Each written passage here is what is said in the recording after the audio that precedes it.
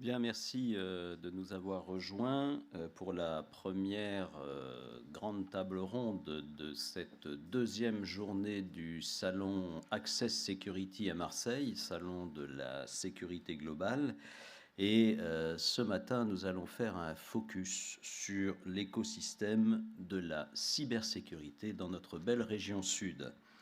Avec l'inauguration du campus cyber à la Défense, le 15 février dernier, donc c'est tout frais, qui prévoit de mettre en place des actions visant à fédérer la communauté de la cybersécurité et à développer des synergies entre les différents acteurs, on pourrait imaginer que tout se passe à Paris. Que nenni! Les régions ne sont pas inactives, et la région sud tout particulièrement.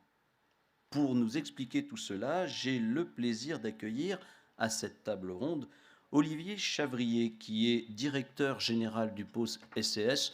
Il y a une petite coquille là-haut, ne vous en inquiétez pas. Donc merci Olivier de nous rejoindre, directeur général. Thomas Kerjean, qui est secrétaire général de la French Tech.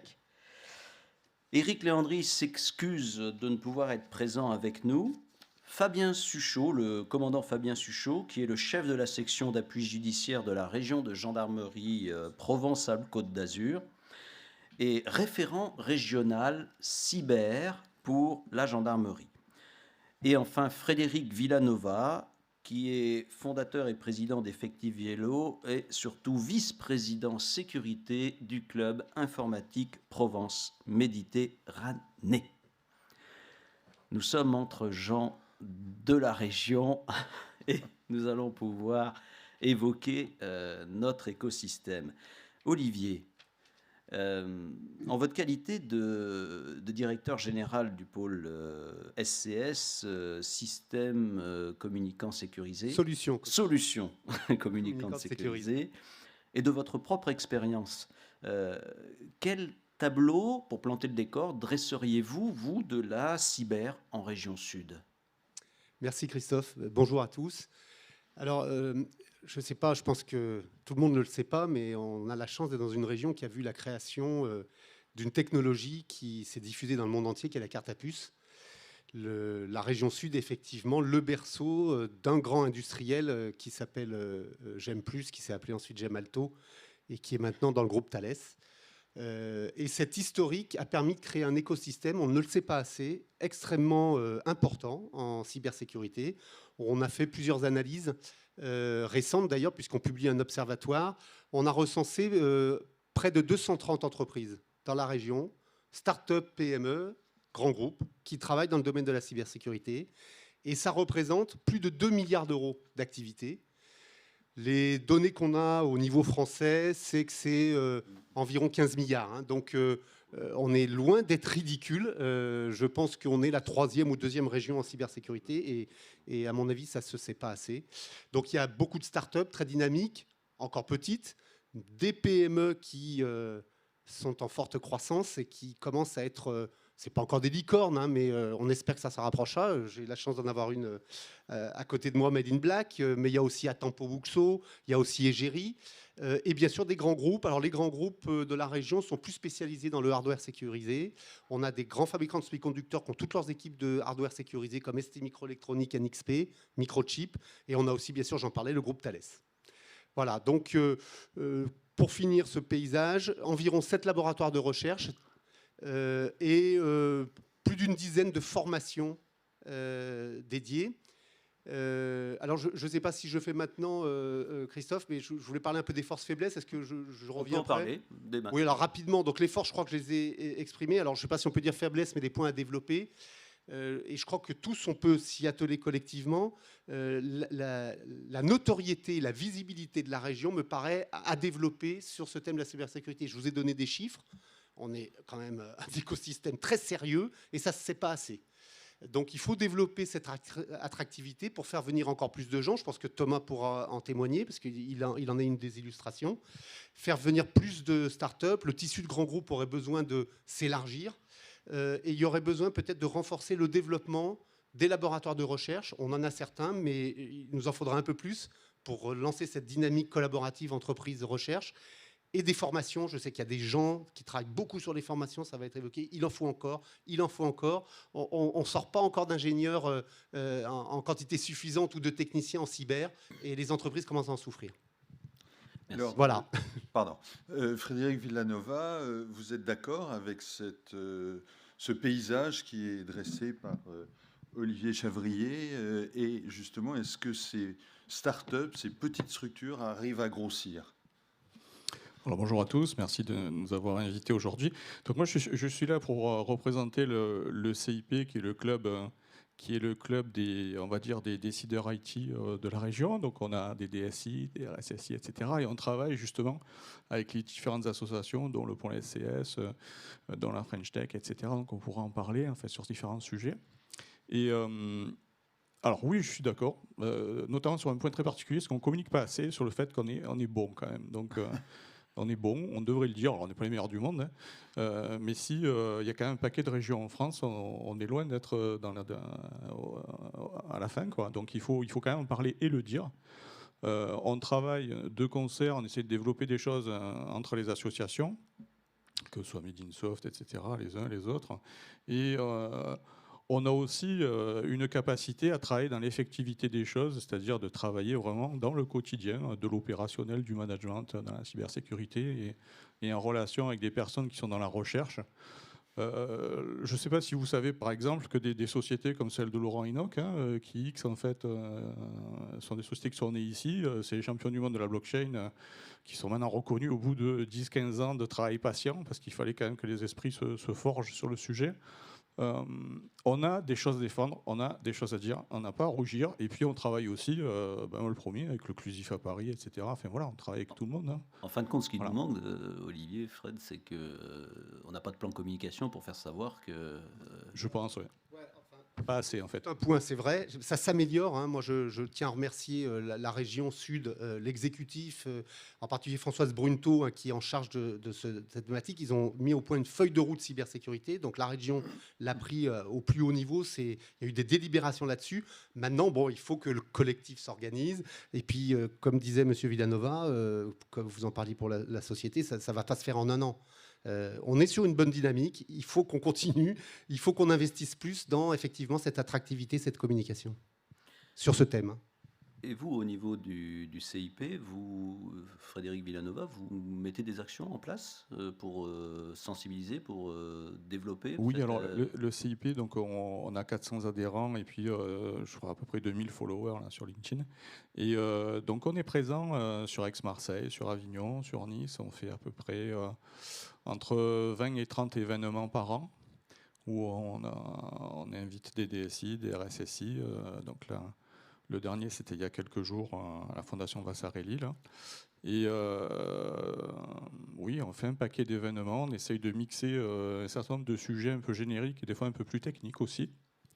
Et on travaille aussi avec les associations. Et ce soir, on présentera d'ailleurs une approche multi-association cybersécurité. Pour ceux qui sont disponibles, voilà, on peut vous en dire un petit peu plus. Merci Frédéric. Thomas, dans les propos tenus par Frédéric, il nous a, et Olivier d'ailleurs, nous avons tous entendu la nécessité d'informer. Derrière informer, il y a aussi former. Selon vous, est-ce un axe ou une nécessité pour les entreprises de la région Sud? Est-ce que c'est quelque chose qu'elles ont bien appréhendé, la formation? J'ai repris une société marseillaise maintenant, donc Made in Black en 2019, qui croît très fortement et qui peine effectivement à recruter à Marseille des catégories spécifiques de population, hein, c'est-à-dire on arrive très bien à recruter des chercheurs en intelligence artificielle, on les trouve, mais on va chercher des développeurs full stack qui sont un autre profil assez rare. Ailleurs en Europe, en fait. Ailleurs en Europe, Lyon, Munich, Londres. Alors, est-ce que c'est structurellement important? Oui, je pense que être en mesure d'avoir une éducation, oui, ne serait-ce que pour le bassin social d'une ville qui est particulièrement touchée par le chômage en France et qui pour autant est une ville qui peut tout à fait adresser une réponse à un besoin de 500 000 emplois en France dans la tech, dont la cyber. Donc oui, structurellement, l'éducation est importante pour les décrocheurs scolaires notamment, pour les formations initiales. Donc il y a un certain nombre de choses qui se mettent en place. Il y a des écoles type la plateforme, il y a des structures qui commencent vraiment à répondre à ce thème-là. Mais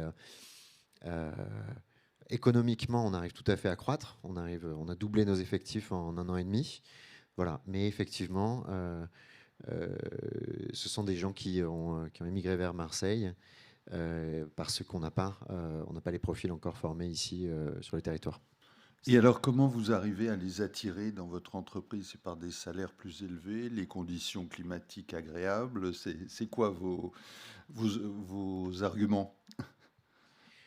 Alors, on est sur un sujet qui a une traction forte.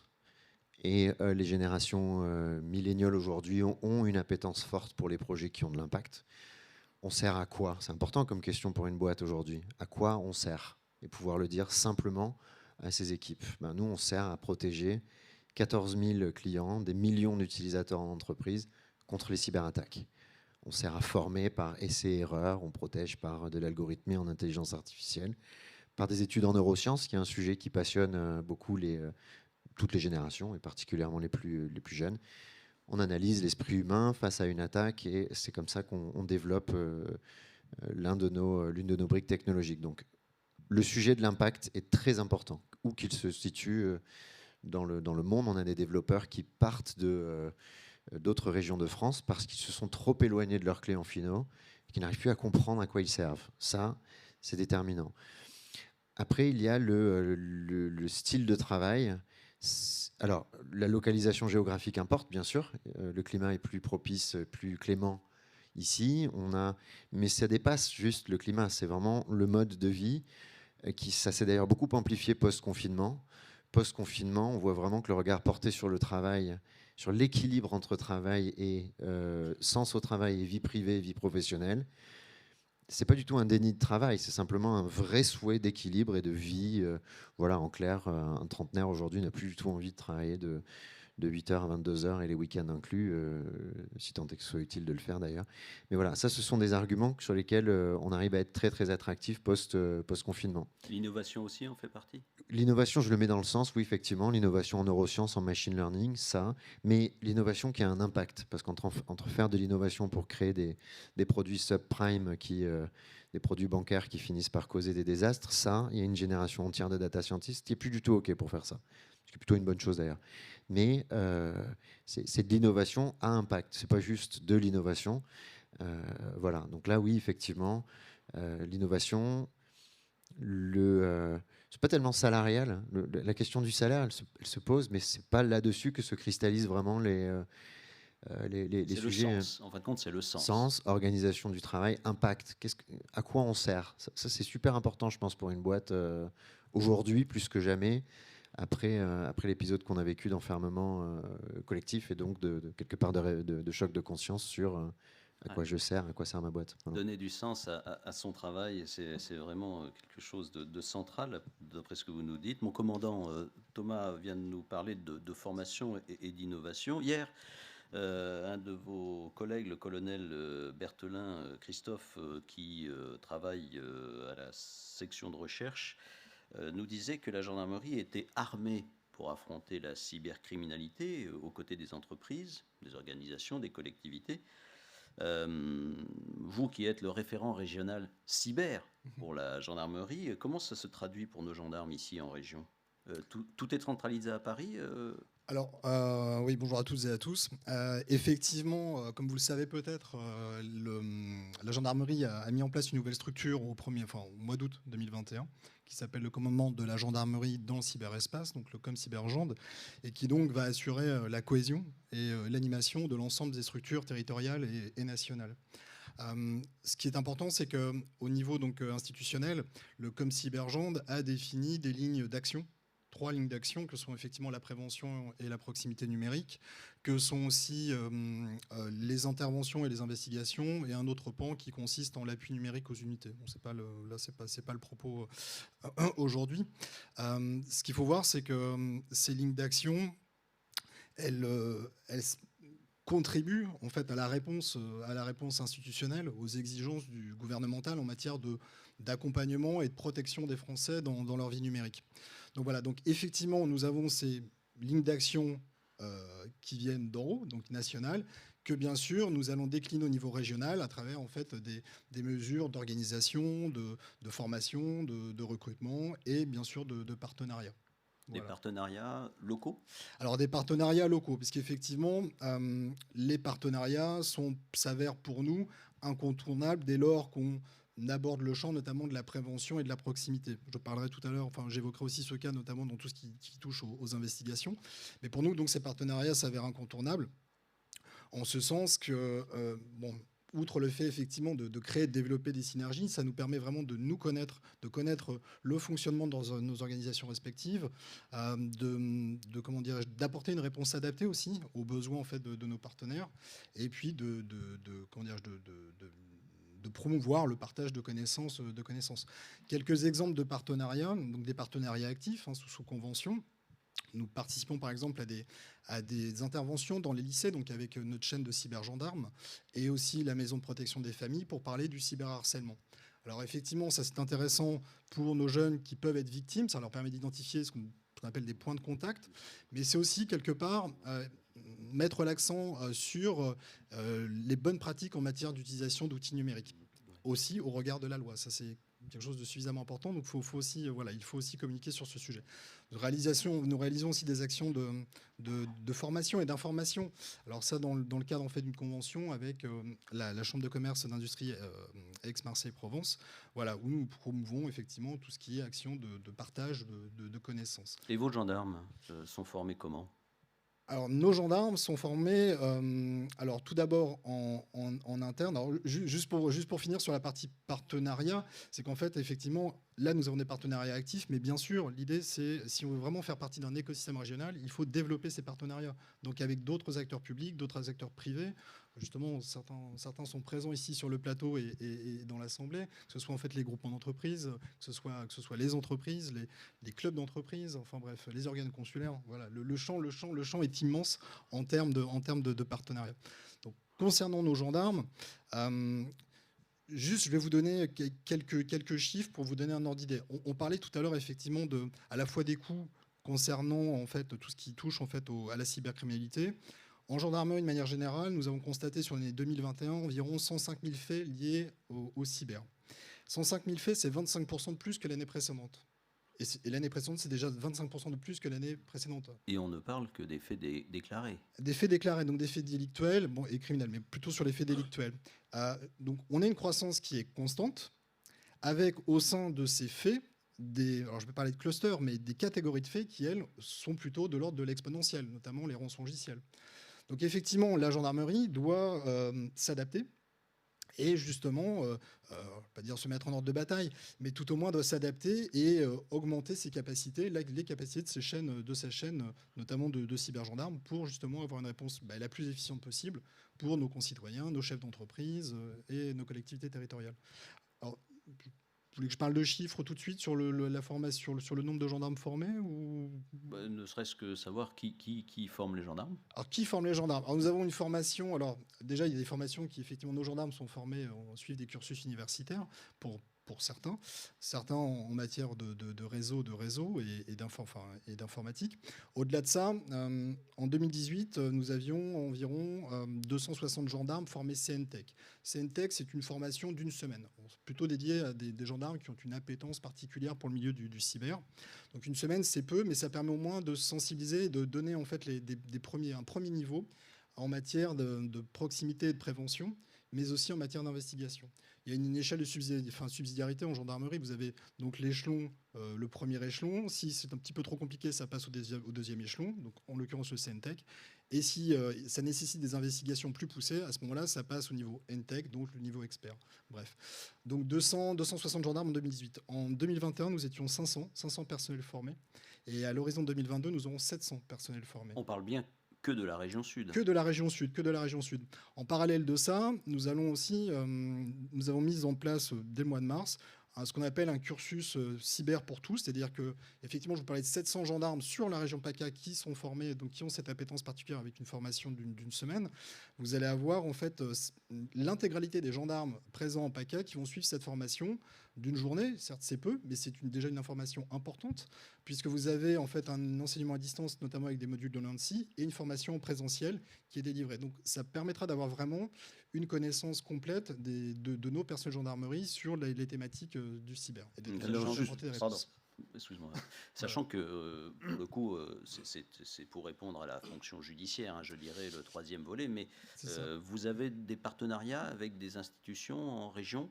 Alors nous avons, oui, pour former nos gendarmes. Alors justement, des partenariats en termes de formation, non, mais justement, cela en fait partie. C'est-à-dire que effectivement, ces partenariats, au même titre que le recrutement, en fait, pour des personnes qui seraient intéressées, qui auraient des compétences avérées dans le domaine du cyber, le recrutement dans notre réserve citoyenne permettrait effectivement d'augmenter en fait nos compétences dans le domaine du cyber. Ce que je veux dire, c'est qu'effectivement, la gendarmerie, bon, certes, adapte entre guillemets ses effectifs, ses moyens et ses outils pour essayer de faire face de façon la plus efficiente possible à cette cybercriminalité, puis accompagner aussi, comme je disais, nos chefs d'entreprise, nos concitoyens. Mais effectivement, on ne peut pas le faire seul. Clairement, ce n'est pas possible. Donc, on doit s'adjoindre, développer, créer et développer des partenariats qui nous permettront d'être plus efficaces dans les prochains mois. Alors, vous l'avez dit, une semaine, c'est court pour une formation. Qu'est-ce qu'ils apprennent pendant ce temps-là exactement? Alors, pendant la formation, effectivement, ils vont travailler de façon très simple. Il va y avoir quelques rappels en termes de code de procédure pénale concernant ce qu'on appelle les perquisitions, une perquisition numérique d'un téléphone, comment ça se passe, quel est le cadre légal.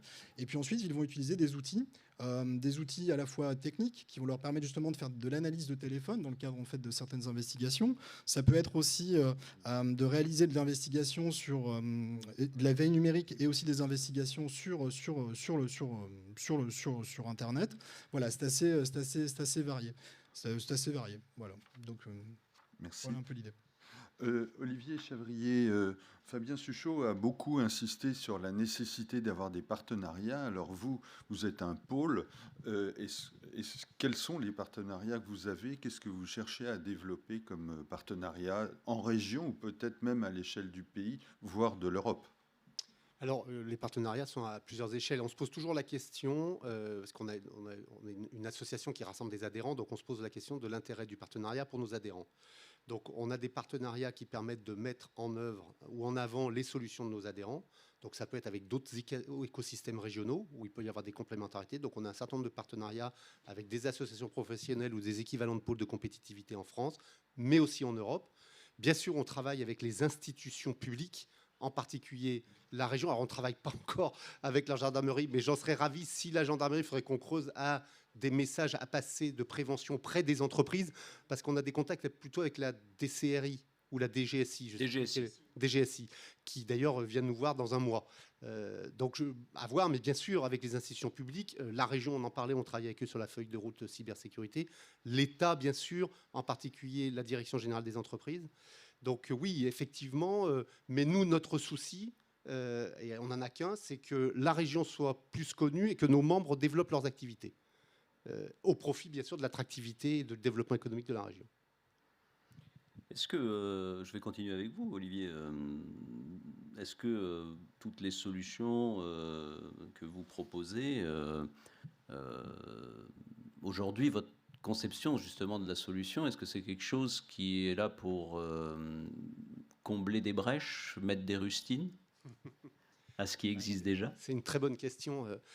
C'est compliqué la sécurité. Enfin, on en parle, on a beaucoup de choses à dire, mais c'est compliqué. Donc effectivement, on a, si vous voulez, un certain nombre d'acteurs qui proposent des solutions qui vont prévenir, guérir, accompagner, complémenter des solutions en les rendant plus fortes. Mais on a aussi beaucoup de gens qui proposent des solutions qui ne sont pas des solutions dites de sécurité, mais des solutions qui vous servent à la vie de tous les jours ou à la vie des entreprises et qui ont besoin d'être sécurisées. Et qui vont travailler avec certaines des spécialistes de sécurité. Mais à la fin de la journée, le message qu'on essaye de passer, nous, je ne sais pas si c'est celle-là que vous voulez m'emmener, c'est qu'il faut qu'on développe la notion de ce qu'on appelle, je pense que les spécialistes connaissent, le security by design. C'est-à-dire, je conçois un produit numérique, parce que là, on parle plutôt de numérique, hein, je m'assure que dès sa conception, elle intègre les bases ou le state of the art, comme diraient les Américains, de la sécurité. Je fais attention que le mot de passe admin ne soit pas exposable facilement. Enfin, je pourrais faire toute une liste. Et cette notion de security by design, elle est très importante. Elle a besoin de se diffuser dans les entreprises. Il y a des gens qui savent très bien en parler, encore mieux que moi, parmi nos membres. Peut-être que, je ne sais pas si la gendarmerie en parle, mais enfin, en tout cas, c'est quelque chose qui a besoin de se diffuser par des formations. Et c'est d'autant plus important que maintenant, je pense que vous le savez, la législation est en place. Il y a un panel, alors je ne sais pas si je dirais arsenal, mais un panel législatif au niveau de la Commission européenne, notamment le Cyber Security Act, la directive NIS, la RGPD, enfin un certain nombre de choses qui vont nous conduire tous à prendre le problème de la sécurité dès le début de la conception des produits. Et en tout cas, c'est le message qu'on essaye de passer. On a même des services, hein, nous... Une contrainte ou une chance? Moi, je le conçois comme une chance parce que... alors, je prends l'exemple du Cyber Security Act, on sait tous que c'est optionnel. C'est-à-dire que c'est un règlement qui s'impose aux États. Les entreprises peuvent faire une certification de leurs produits de sécurité, mais c'est optionnel. Mais vous êtes une entreprise, vous faites une certification sécuritaire de votre produit. Moi, je pense que les entreprises ou les consommateurs seront plus rassurés à acheter ce produit. Donc, pour moi, la sécurité, c'est un facteur de différenciation et de compétitivité. Et comme en France, on est loin d'être mauvais, il faut que nos entreprises embrassent ça avec l'aide de tous les spécialistes pour avoir des produits qui vont se différencier par le haut, par la montée en gamme, contre des caméras chinoises. Enfin, c'est basique ce que je dis, et j'ai rien contre les Chinois que j'aime bien, mais voilà, je crois que ça, c'est important à avoir en tête.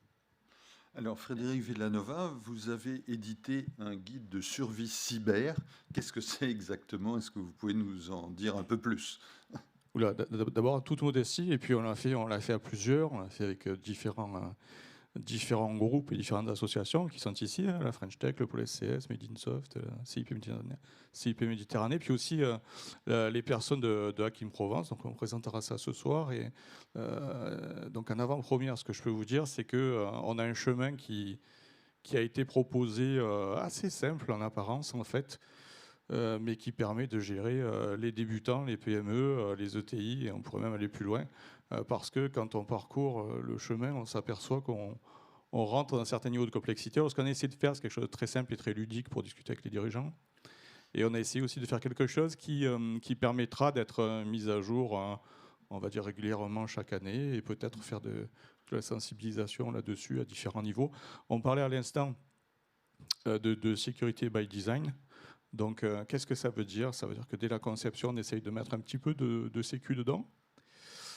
Alors, quand on travaille avec le pôle SCS, on se retrouve tout de suite, on en parlait tout à l'heure, en fait, dans des IoT, dans des puces, etc. Donc, d'où viennent les puces? Qu'est-ce qu'on met dans les objets connectés?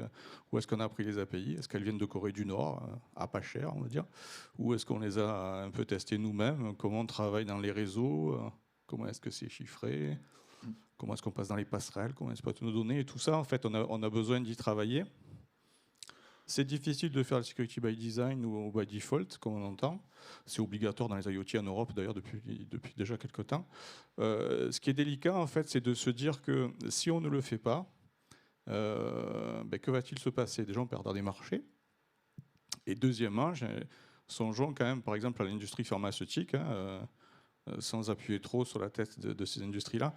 Mais songeons que lorsqu'on a fait, je sais pas, 10, 15 ans de recherche pour trouver une molécule et qu'on passe encore 10 ans pour l'avoir acceptée, si on s'est planté dessus, on va y regarder à deux fois avant de la retirer du marché.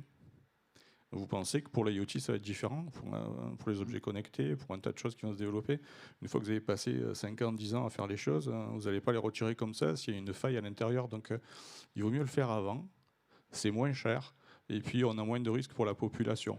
Et alors, c'est personnel, ça fait quelques temps qu'on participe aussi au pôle SCS sur certains points. Donc il y a déjà 5-6 ans, on en parlait.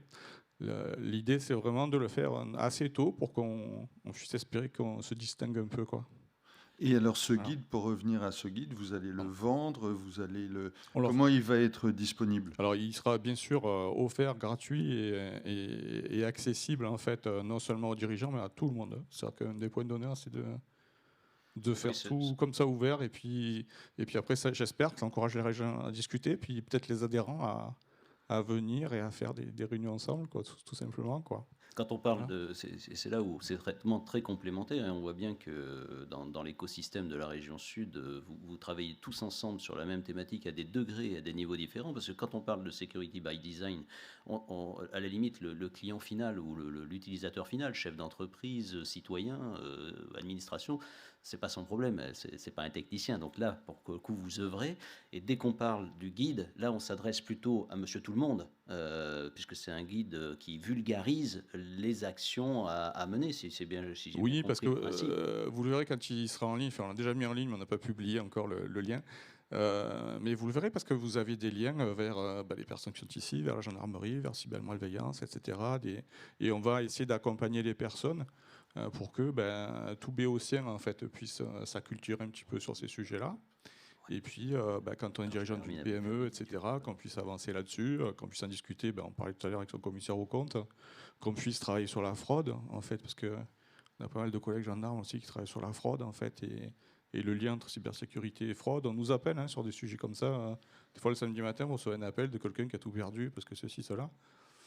Qu'est-ce que vous voulez faire ? Hier, Kevin Edon, délégué régional pour l'ANSSI, nous disait que l'ANSSI édite des guides. Votre guide, il est concurrent de ceux de l'ANSSI ? Alors, pas du tout. D'abord, Kevin fait partie des 3-4 personnes avec qui on a travaillé. Qui ont aidé à rédiger sur le sujet.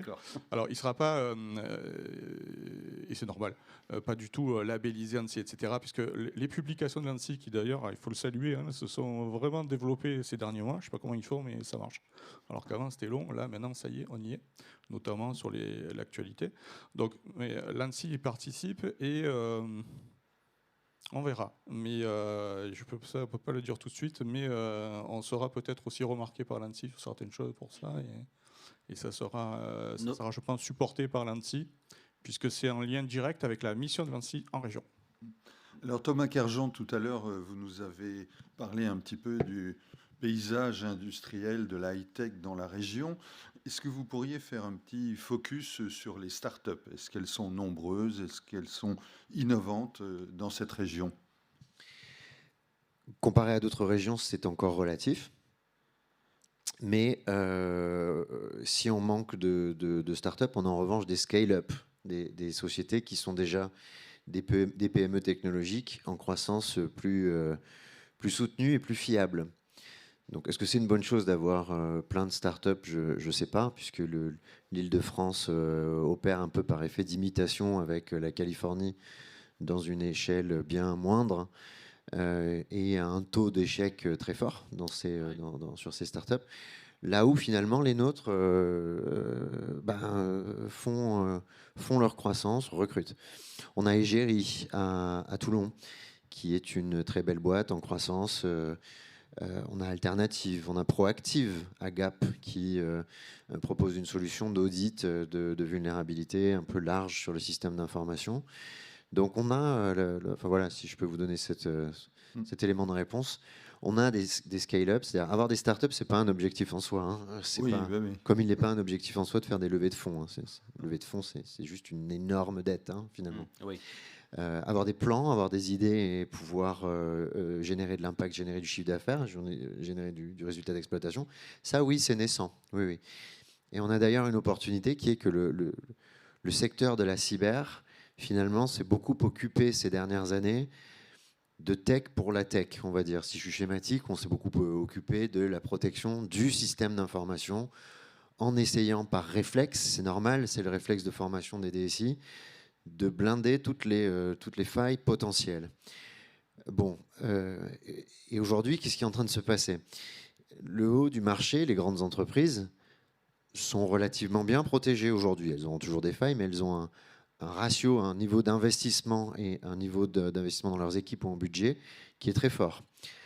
Le tissu des PME, ETI, collectivités, hôpitaux, en revanche, est très, très, très, très mal couvert en France. Et là, c'est une zone, pour aller au fond de l'idée, où les GAFAM, les acteurs, les acteurs américains, dont je viens, donc j'ai passé le plus clair de ma carrière chez Microsoft et je connais de fond en comble les environnements Google et Amazon, donc je ne suis pas du tout en train de faire un jugement de valeur, hein, j'en viens. En revanche, je suis français et je connais bien les approches de ces gens-là. Ce que je vois, c'est que le bas du marché, le marché des PME et autres, n'est pas facilement atteignable par ces gens-là. C'est un premier constat. Donc ça, c'est une opportunité à saisir pour toutes les régions de France, mais dans le sud de la France, on a quand même quelques sociétés qui répondent à ce marché-là. D'accord ? Si je regarde Exatrust et French Tech. Le deuxième élément super intéressant, c'est que les types d'attaques changent sont de plus en plus polarisés sur l'utilisateur. Je suis hacker russe, chinois, coréen, j'attaque pour 2 raisons. On me demande de déstabiliser, en gros, de discréditer le service public occidental, donc de ralentir un hôpital ou de dérailler un processus électoral, comme des tentatives vont avoir lieu dans les jours à venir, comme ils ont déjà lieu d'ailleurs.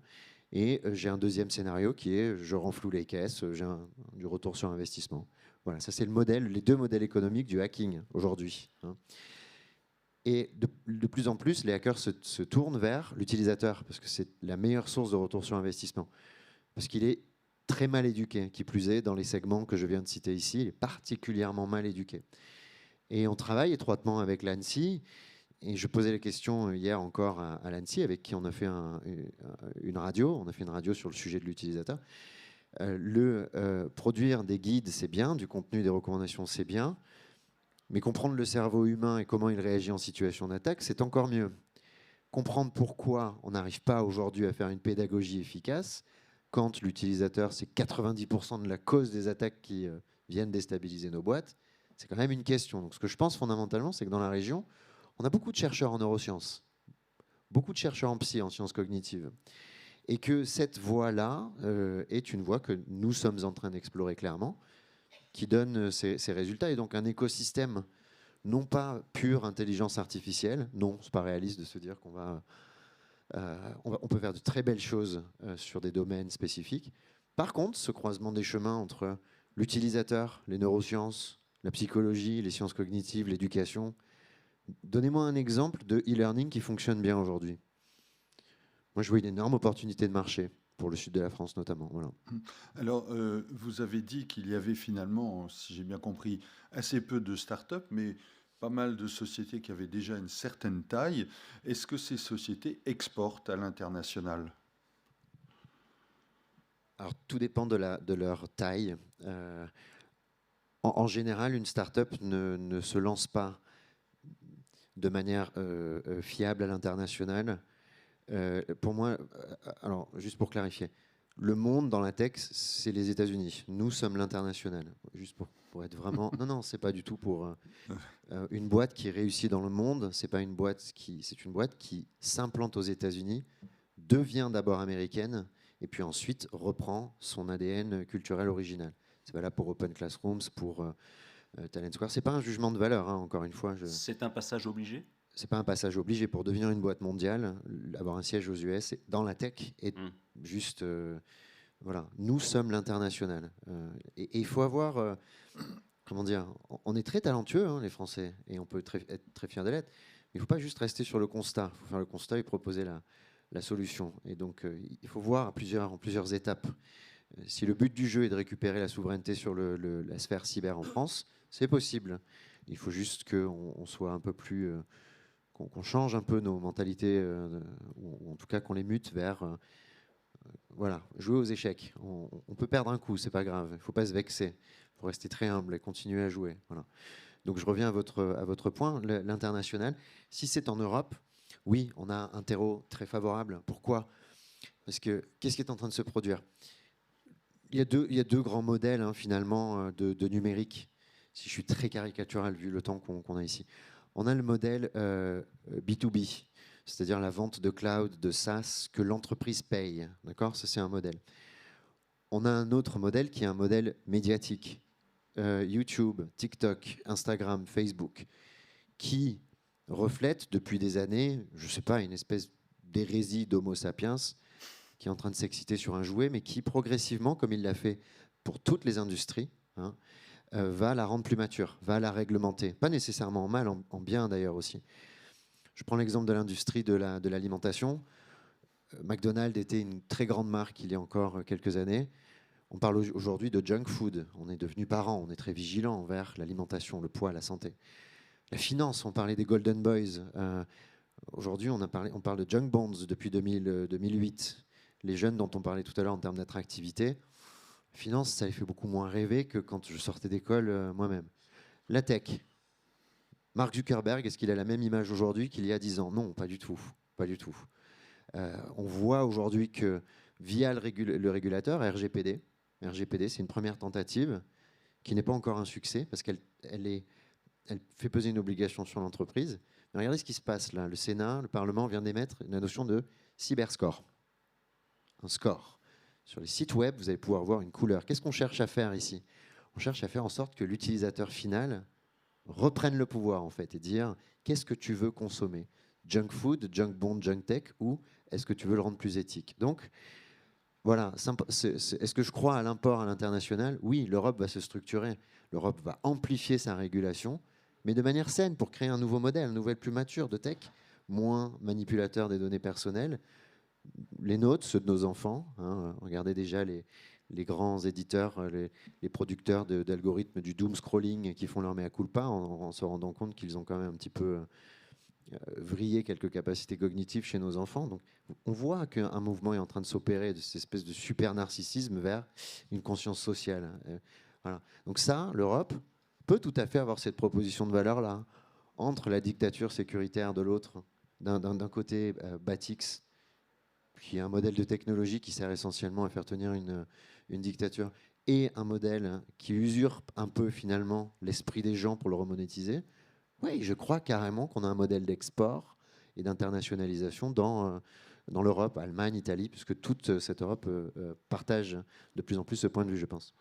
Vous avez parlé de Batix, moi je sais ce que c'est, mais peut-être que des gens dans la salle ne le savent pas. Oui, oui. Donc les GAFAM sont l'acronyme qu'on utilise pour désigner Google, Amazon, Facebook, Apple et Microsoft. Donc les grands acteurs de la tech américains. Et les Batix, leur équivalent chinois, donc Baidu, Alibaba, Tencent et Xiaomi. Voilà. Et, merci de cette précision. Merci Thomas, mais ça va être aussi une opportunité. Et Olivier, le tech score qu'évoquait Thomas, pour nos entreprises ici en PACA, Thomas nous disait que il y a un challenge dans la région sud. On peut se saisir du e-learning, de la formation en ligne et de le mettre à un niveau qui soit pertinent, efficace. C'est quelque chose que vous travaillez au sein du pôle SCS? C'est quelque chose quelle est votre vision, vous, au-delà même du pôle SCS, avec votre histoire de la région PACA? Est-ce que c'est quelque chose ce sont des pistes des portes qui vont s'ouvrir pour nous? Je suis désolé, moi j'avais compris, mais tu me corriges, j'avais compris que Thomas faisait une allusion à l'e-learning pour dire qu'on n'intégrait pas assez le comportement des neurosciences et le comportement des utilisateurs, et il utilisait ça en disant si on utilisait les neurosciences et ces technologies-là, on aurait des e-learning qui soient mieux. Ah oui, d'accord. C'est ça que j'avais compris. Oui, oui, c'est ça, oui. Contrôle. Et je suis complètement d'accord avec ce qu'il dit, qui s'applique à plein de choses qui mettent en jeu l'utilisateur. On a souvent reproché à la sécurité, et je crois qu'on a encore des projets à faire, c'est qu'elle était contraignante pour l'utilisateur. Et on a ce fameux dilemme sécurité et l'inverse de simplicité. Il faut qu'on sorte de ce paradigme. Made in Black fait des solutions, à mon avis, qui correspondent bien à cette voie. Il y a un acteur là qui est dans le salon qui s'appelle NeoWave, qui fait des clés maintenant qui sont hyper intégrées au navigateur sur Internet et qui permettent de s'authentifier de façon forte. Donc je crois que c'est là-dessus qu'il faut qu'on travaille. Si la sécurité, à la limite, on ne devrait même pas savoir qu'elle est là. On ne devrait même pas savoir. Elle doit être transparente, elle doit être efficace et elle doit atteindre les buts qu'on fixe, c'est-à-dire protéger les gens contre des usurpations, contre des vols, etc., contre des dangers. Mais aujourd'hui, c'est peut-être une voie, et je suis content que Thomas l'ait expliqué. Peut-être que nous, SCS, il faudrait qu'on travaille un peu plus là-dessus, parce que ce n'est pas le cas, d'intégrer plus les comportements des sciences sociales, des neurosciences, etc., pour rendre ça plus diffusable, plus utilisable. Donc là-dessus, pour répondre à votre question, je suis plutôt d'accord. Et là, nous avons fait le constat, et nous allons terminer là-dessus, nous avons fait le constat de ce qu'est la région aujourd'hui.